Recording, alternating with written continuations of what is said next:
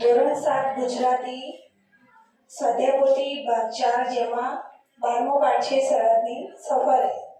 તો આપણે એના પ્રશ્નના જવાબની ચર્ચા કરીએ. પ્રશ્ન એક છે કે તમારા વિસ્તારમાં બોલાતા શબ્દો અને તેના માન્ય અર્થ મેળવીને લખો. તો ઘણા બધા શબ્દો આપણે બોલતા હોઈએ છીએ.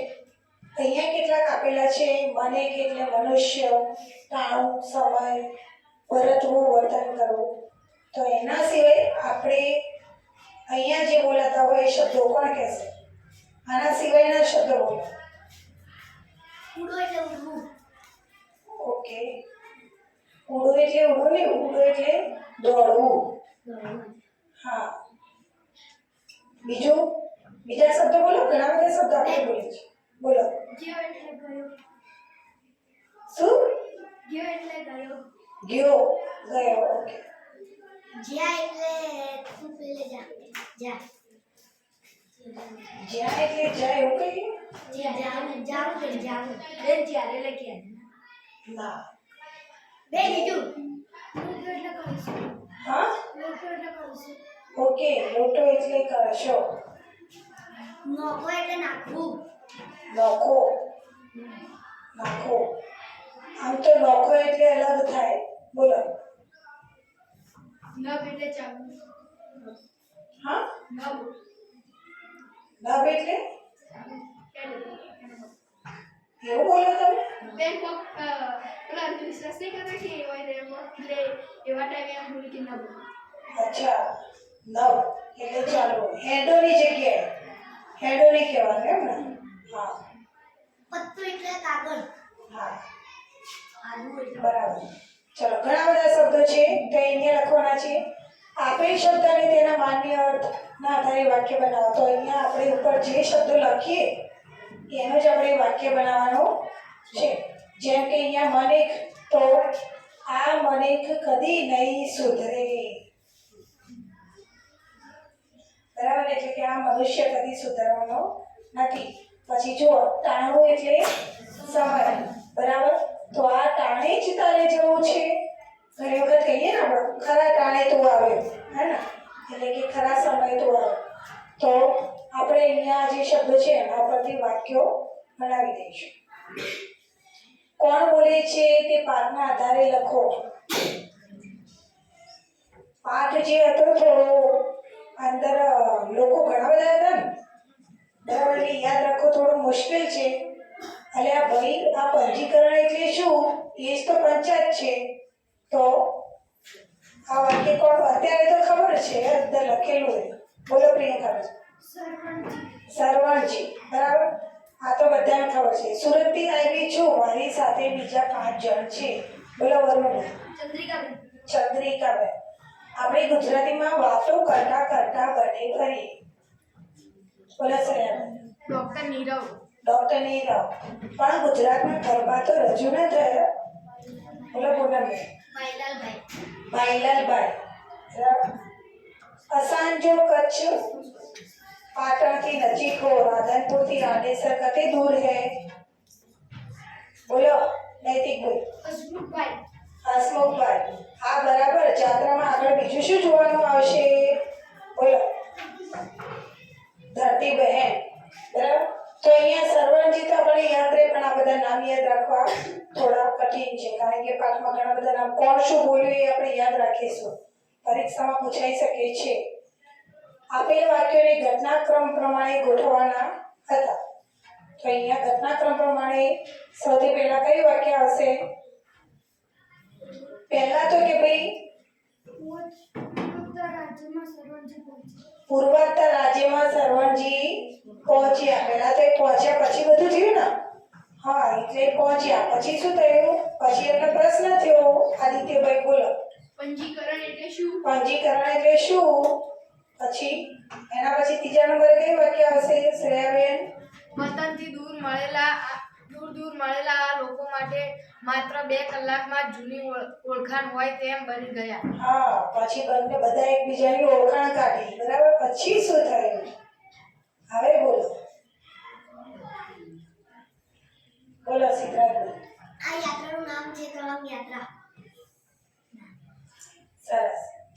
પછી આવશે આ યાત્રાનું નામ છે તવાંગ યાત્રા. એના પછી આવશે કે તવાંગ શહેરમાં હોવાને કારણે તવાંગ તીર્થ યાત્રા કહે છે. પછી કહેશે કે તવાંગ યાત્રાનો હેતુ લોકોમાં વિશેષ આત્મીયતા પૂરી પાડી ભારત સાથે જોડવાનો છે. બરાબર? તો આ ઘટનાક્રમ પ્રમાણે પરીક્ષામાં પૂછાઈ શકે છે. આપણે યાદ રાખીશું. ચલો, વિસ્તાર અને બોલી. કોણ બોલી તું? સુરતના લોકો કેવી બોલી બોલે? બરાબર? તો સુરતના લોકો માટે જે સુરતના બેન હતા એ બોલે તો બોલો. મસ્ત આઈડિયા છે. આપણે ગુજરાતીમાં વાતો કરતા કરતા બધે ફરી. હા, આપણને તો બોલતા નહીં ભાવતું, નહીં કરતા જ થઈ જાય. મસ્ત આઈડિયા છે. આપણે ગુજરાતીમાં વાતો કરતા કરતા બધે ફરીએ. ચલો, કચ્છમાં કચ્છી બોલી કઈ વાક્ય બતાવે છે કે આ કચ્છી બોલી છે? બોલો એન્જલબેન.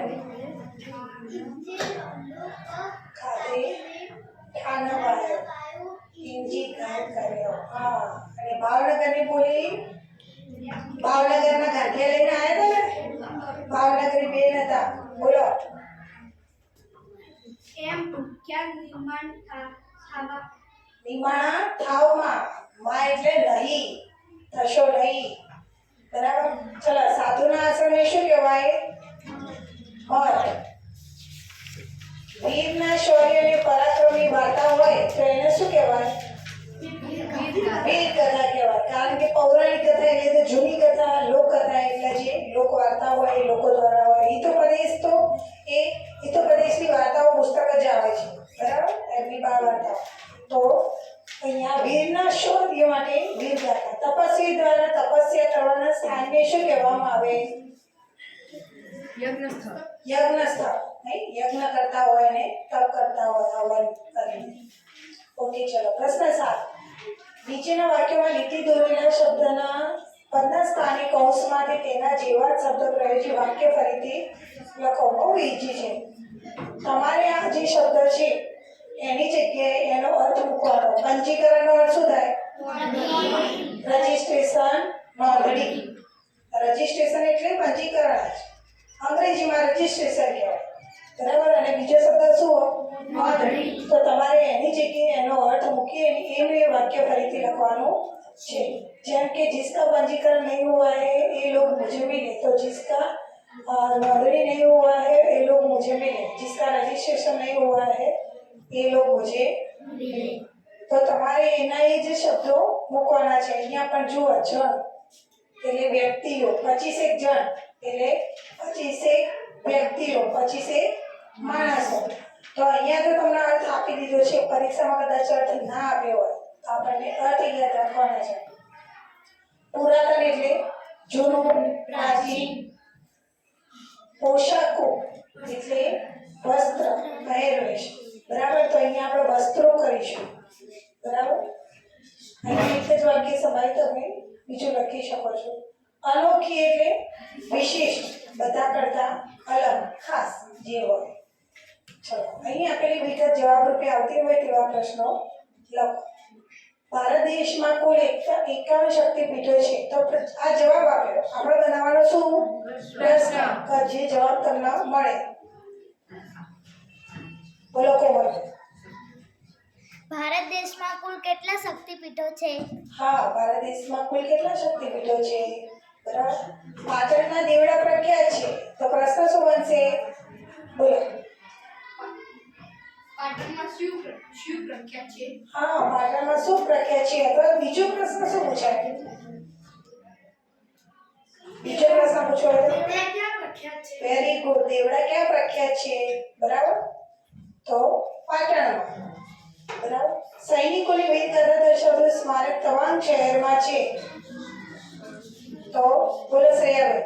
તવાંગ શહેરમાં શેનું સ્મારક છે? તવાંગ શહેરમાં શેનું સ્મારક છે? તો કે સૈનિકોની વીરગાથા દર્શાવતો.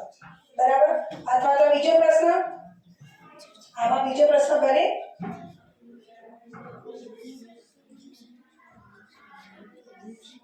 સૈનિકોની વીરગાથા દર્શાવતું સ્મારક કયા શહેરમાં છે? ના પૂછે? હા, ચલો. ગુજરાતના ગરબા પ્રખ્યાત છે. પ્રખ્યાત છે? હા, અથવા તો બીજો પ્રશ્ન. ગુજરાતમાં ગરબા પ્રખ્યાત છે? ના, એવું નહીં. આપણે જવાબ મળવો. હા નામાં જવાબ નહીં આપવાનો. પૂછો. એ પ્રશ્ન વેલિડ નહીં. હા નામાં જવાબ મળે એવો નહીં. તમને એનો કંઈક જવાબ અંદર મળવો જોઈએ. બોલો આપણે. ગરબા ક્યાં પ્રખ્યાત છે? સરસ. ગરબા કયા રાજ્યમાં પ્રખ્યાત છે અથવા તો ક્યાંના પ્રખ્યાત છે? તમારા વિસ્તારની પ્રસિદ્ધ વાનગીના નામ લખો. ઢોકળા, ખમણ, દાળ ભાત, પાણીપુરી, જલેબી. યાદ ને બધા? રોજ ખાઈએ છીએ. અને તમારા સિવાય અન્ય વિસ્તારની તો તમે જેમ જેમ સાઉથમાં જશો ને દક્ષિણમાં એટલે ઈડલી, સંભાર, ઢોસા, નારિયેળની ચટણી એ લોકોનો ખોરાક એવો હોય. બરાબર? પછી તમે આપણે કઈ બાજુ ભારતના નકશામાં કઈ દિશામાં આપણે રહીએ? ગુજરાત કઈ દિશામાં? પશ્ચિમ. બરાબર? તો પૂર્વમાં તમે જાઓ ને અરુણાચલ પ્રદેશ ને સિક્કિમ એ બાજુ તો એ બાજુ ચોખા. મેગી. ચોખા શું મેગી? મેગી ના બને? મેગી બધા બનાવે. મેગી તો તૈયાર પેકેટ એ તો ફાસ્ટ ફૂડ. ચોખા પ્રખ્યાત હોય. બરાબર? પછી રાજસ્થાન બાજુ જાઓ તો શું ખાય બધા? બાજરી. હા, આપણે હા. તો એ તમે અહીંયા બીજા વિસ્તારનું ગમે તેનું લખી શકો છો. તવાંગ યાત્રા વિશે ટૂંકમાં લખવાનું છે તો ઘણું બધું લખી શકાય. આખો પાઠ છે ને. બરાબર? તો 1962ના યુદ્ધમાં વીરગતિ પામેલા સૈનિકોની વીરગાથા દર્શાવતું સ્મારક તવાંગ શહેરમાં છે. યાત્રાળુઓ આ શહીદ સ્મારકની મુલાકાત લઈ ધન્યતા અનુભવે છે. ભારત દેશના પૂર્વોત્તર રાજ્ય અરુણાચલ પ્રદેશમાં આ વિશિષ્ટ યાત્રા દર વર્ષે યોજાય છે. આ ઉપરાંત ઘણું બધું પાઠમાં બેઠું આપેલું છે. આપણને તવાંગ યાત્રા વિશે શરૂઆતમાં પણ આપેલું. પછી એકબીજા સમજાવતા હતા ને કે આ બધું જોવાનું તો આપણો નિબંધ પૂછાઈ શકે છે આપણને તવાંગ યાત્રા વિશે. અને થોડું ઘણું આપણે ટૂંકમાં લખી શકીએ છીએ. સરવણજીના જીવમાં જીવ કેમ આવ્યો? રાજીના રેડ શા માટે થઈ ગયા? સરવણજી જીવમાં જીવ આવે એટલે શું? હાશકારો થવો, નિરાંત થવી, શાંતિ થવી. બરાબર? જ્યારે તે તવાંગ યાત્રામાં ગયા હતા ત્યારે તેમને ગુજરાતી નહોતા મળે તેથી તે એક ભાઈને પૂછ્યું તો તે હિન્દીમાં અને ફટફટ અંગ્રેજીમાં વાતો કરતા હતા તેથી તે નિરાશ થઈ ગયા હતા. પછી તેમણે પૂછ્યું આ પંજીકરણ એટલે શું? તો પેલાને કહ્યું પંજીકરણ એટલે पंजीकरण हमारा पंजीकरण तो हो गया, तुम्हारा बाकी है तो उसके पास जाओ. तो પેલા સરવણજીએ ગુજરાતીમાં કહ્યું કે પંજીકરણ એટલે શું? અલ્યા પંજીકરણ એટલે શું? પછી તેમની વાત એક સુરતના બેન સાંભળી ગયા હતા એટલે તેમના જીવમાં જીવ આવ્યો હતો. સરસ. સરવણજી જ્યારે ત્યાં ગયા એટલે ત્યાં અલગ અલગ રાજ્યમાંથી ઘણા બધા લોકો આવ્યા હતા અને સરવણજી ગુજરાતી હતા અને ત્યાં બધા સભા ચાલતી હતી તો સભામાં અંગ્રેજી અને હિન્દી બોલાતો હતો. તો સરવણજી સાંભળીને ગભરાઈ ગયા કે આપણે તો ગુજરાતી છીએ, અંગ્રેજી અને હિન્દી તો ફાવતું નથી તો હવે કેવી રીતે ચાલશે? બરાબર? તો સંચાલન હિન્દી અને અંગ્રેજી ભાષામાં ચાલતું હતું તેમને ભાષાની અગવડ પડી રહી હતી. ત્યાં ચંદ્રિકાબેને ધીમેથી પૂછ્યું કે ગુજરાતી છો અને ક્યાંના? આ શબ્દ સાંભળીને એવો રાજીના રેડ થઈ ગયા કે ભાઈ આપણને કોઈ ગુજરાતી મળી ગયું. બરાબર? સરહદી સબરીમાં ગુજરાતના કયા કયા વિસ્તારોનો ઉલ્લેખ કરવામાં આવ્યો છે? તમે પાઠ વાંચો તો લાઈન સરકારે કયા હતા? પહેલું સુરત,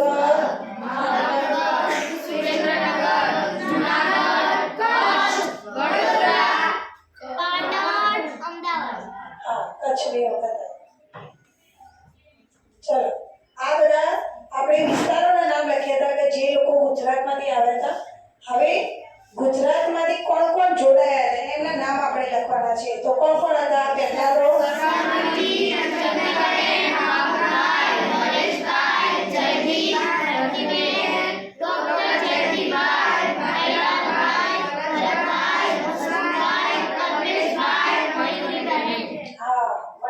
કેટલા જણ થયા?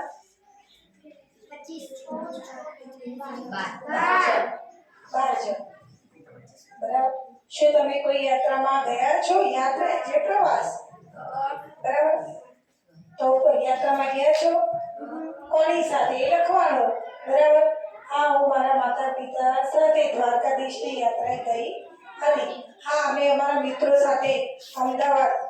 યાત્રામાં જોડાયા હતા. ટ્રેનની સાથે બેન આવી રીતે તમે લખી શકો છો.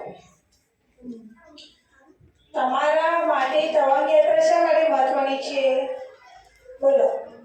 કારણ કે તવાંગ યાત્રામાં અલગ અલગ રાજ્યમાંથી લોકો આવે. અલગ અલગ રાજ્યમાંથી આવે ને તો તમને ઘણું બધું જાણવા મળે. લોકોની બોલી, ભાષા, પહેરવેશ, એમની સંસ્કૃતિ, ગરબા. બરાબર. ત્યાં તમે જોયું કે સભામાં દરેક અલગ અલગ રાજ્યમાંથી આવેલા લોકો પોતાના નૃત્ય રજૂ કરતા હતા ને. બરાબર. તો એ બધું જાણવા મળે. તમે કરેલા પ્રવાસ વિશે 10 લીટીમાં લખો. તો અહીંયા તમે કરેલો કોઈ પ્રવાસ હોય તો એના અંદર આ રીતે લખવાનો રહેશે. બાકી પ્રવાસ વિશે આપણે ક્યાં ગયા હતા, ક્યારે ગયા હતા, શું જોયું, બરાબર, ત્યાં તમને શું ગમ્યું, બીજું શું શું જોવાલાયક હતું, એ બધું જ આપણે લખવાનું. અને તમે અહીંયા જો જેમ કે નૌકામાં સફર કરી, નૌકામાં એટલે નાવડીમાં સફર કરી, તમે કઈ દુકાને ગયા હોય, કોઈ ફાઉન્ટેન જોયા હોય, બરાબર, તો એ બધું આપણે લખવાનું રહેશે.